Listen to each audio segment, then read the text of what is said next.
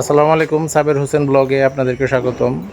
আপনাদের জন্য নিয়ে এলাম নতুন একটা ভিডিও। আমার পিছনে দেখছেন এই যে বাড়িটা, এখানে 6.5% এই যে বাড়িটা বিক্রি হবে। তো এই গ্রামটার নাম হচ্ছে শোল্লা ইউনিয়ন নয়া রাজপাড়া গ্রামের নাম। গ্রামটার নাম হচ্ছে নয়া রাজপাড়া। আপনারা যারা আমার চ্যানেলে নতুন, চ্যানেলটাকে সাবস্ক্রাইব করবেন, লাইক করবেন, কমেন্টে আপনাদের মতামতটা জানাবেন। তো সাথে থাকেন, দেখতে থাকেন পুরো ভিডিওটা। এটা হচ্ছে এই যে দেখছেন, এটা হচ্ছে মেন রোডটা।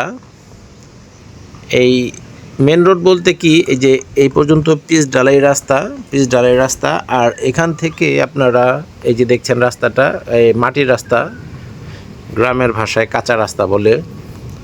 এই মাটির রাস্তাটা থেকে একটু আগে বাড়লেই, এই যে মাটির রাস্তাটা একটু আগে বাড়লেই এই যে বাড়িঘরগুলো, এখানে কিন্তু ঘনবসতি নয়া রাজপাড়া এই গ্রামটার নাম।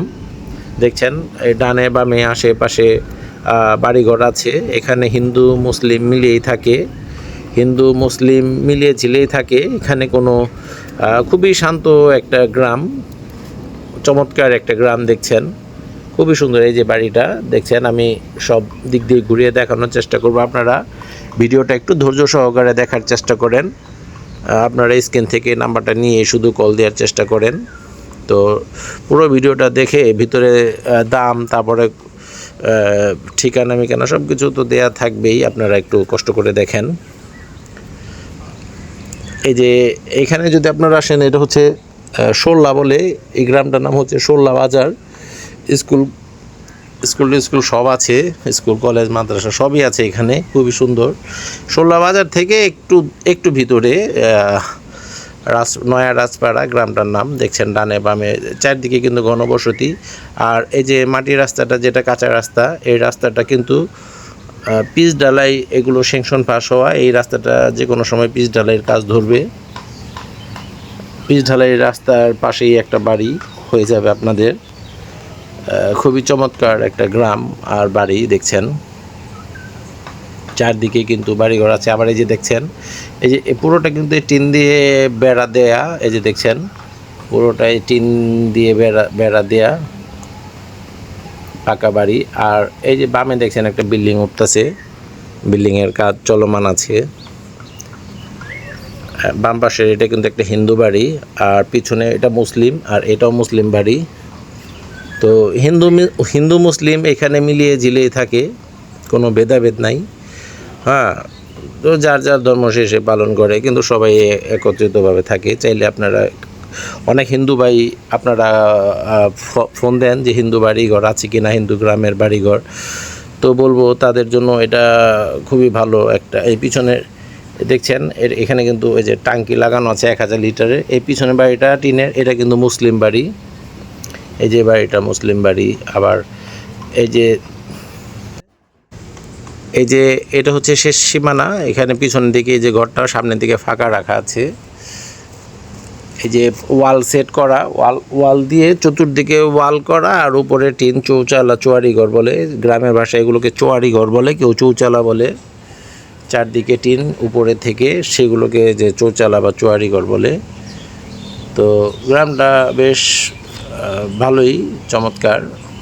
তো আমরা এখন এখানে যদি আপনারা আসেন, তাহলে গুলিস্তান থেকে আসতে পারবেন, হেমায়েতপুর থেকে আসতে পারবেন, আমিনবাজার থেকে আসতে পারবেন, মোহাম্মদপুর থেকে আসতে পারবেন। তো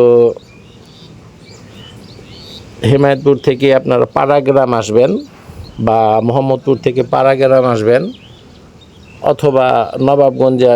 যদি হেমায়েতপুর থেকে আসেন আর মোহাম্মদপুর থেকে আসেন, তাহলে পাড়াগ্রাম দিয়ে আসলে আপনাদের জন্য খুবই ভালো হবে, সহজ হবে। পাড়াগ্রামে আসতে সম্ভবত 60 টাকা নেয় সিএনজি ভাড়া। আর ওইখান থেকে আপনারা শোল্লা বাজারে আসবেন, 20 টাকা নেবে অটো 20 টাকা নেবে। একদম শোল্লা বাজারের পাশেই এই যে নয়া রাজপাড়া গ্রামটার নাম, চলে আসবেন। আর যদি আপনারা গুলিস্তান থেকে আসেন, তাহলে আপনার একদম নবাবগঞ্জ বাস স্ট্যান্ডে নামবেন। নবাবগঞ্জ থেকে আবার এই যে 20 টাকা করে নেয় শোল্লা বাজারে, 25 টাকা বা 30 টাকা করে নেয়। শোল্লা বাজারে এসে নামলেই আপনারা এই যে নয়া রাজপাড়া চলে আসতে পারবেন। মোহাম্মদপুর থেকে যদি এই সাইড থেকে আসেন, তাহলে আপনারা পাড়াগ্রাম হয়ে আসলে সবচেয়ে ভালো হবে, এখান থেকে খুবই কাছে। তো এই যে গ্রামটা একটু ঘুরিয়ে দেখানোর চেষ্টা করলাম। আমি জানি আপনাদের ধৈর্য খুবই কম, অনেক মানুষের ধৈর্যে কুলায় না ভিডিও একটু বড় হলে আপনাদের বিরক্ত লাগে। যে দেখছেন বাড়িটা দেখছেন খুবই সুন্দর, কিন্তু কোনোখানে কোথাও কমতি নেই। এই কলটা কিন্তু আপনার আর্সেনিক মুক্ত। এই কলটা কিন্তু আর্সেনিক মুক্ত। এখান থেকে একদম মোটর দিয়ে উপরে টাঙ্কি লাগানো আছে। তো এই যে দেখছেন এই পাশের বাড়ি, এটা একটা হিন্দু বাড়ি, ঠিক আছে। এখানে একটা হিন্দু বাড়ি, পিছনে মুসলিম বাড়ি, আশেপাশে হিন্দু মুসলিম মিলিয়ে ঝিলিয়ে আছে এখানে। তো এই যে দেখছেন এইখানে চাইলে আপনারা এই যে ওয়াল এইখানে দেখছেন ওয়াল, আপনারা যদি চারদিকে চান তো টিন খুলে আপনারা ওয়াল দিয়ে বাউন্ডারি করতে পারবেন।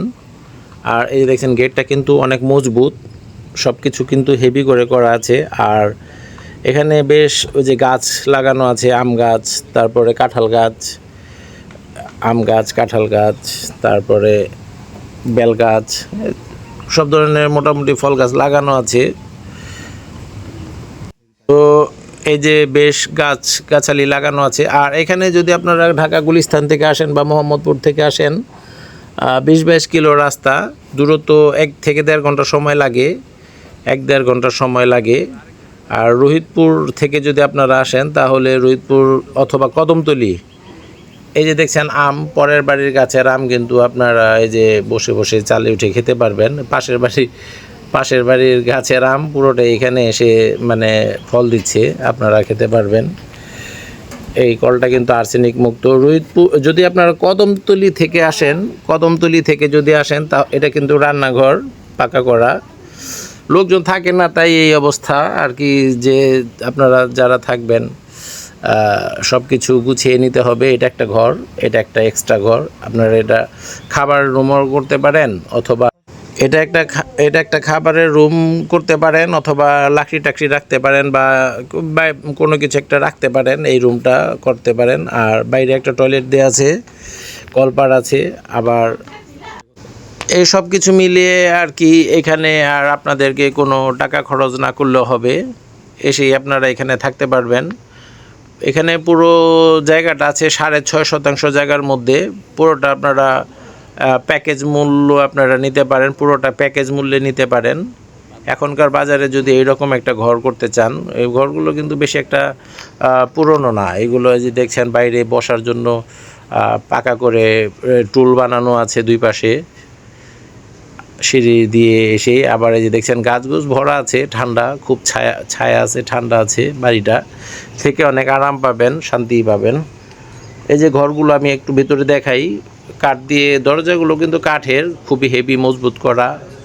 হ্যাঁ দেখছেন এই যে এই ঢুকে বাম পাশে দেখছেন এটা একটা আপনার বসার জন্য 2টা সোফা রাখা আছে। এগুলো আপনারা আপনাদের পছন্দ মতো করতে পারেন। এই ঘরগুলো কিন্তু অনেক বেশ বড় বড় দেখছেন। এই যে একটা ঘর, হ্যাঁ ঘরগুলো বেশ বড় বড় আছে। এখানে ঘর আছে মোট বড় বড় ঘর আছে 2টা, আর কেবিন বলে যেটা, কেবিন আছে একটা। আর ভিতরে ওই পাশে বারান্দার পিছনে আরেকটা ঘর আছে বেশ বড়। মোট 4টা ঘর, ছোট বড় মিলিয়ে 4টা ঘর পাবেন, 2টা বাথরুম, টয়লেট পাবেন 2টা। আর কিচেন, রান্নাঘর ভিতরেও আছে। এটা একটা দেখছেন, এটা বড় ঘরের সাথে একটা বাথরুম, টয়লেটটা বেশ বড়ই আছে, বেসিন টেসিন লাগানো আছে, টাইলস লাগানো আছে। কারেন্ট নাই তাই একটু অন্ধকার, সেই জন্য একটু অন্ধকার। খুবই সুন্দর দেখছেন, একদম টাইলস লাগানো। এইটা কিন্তু আরেকটা ঘরগুলো বেশ বড় বড় আছে দেখছেন, বড় বড় ঘর আছে, 2টা বড় বড় ঘর আর 2টা কেবিন পেয়ে যাবেন আপনারা।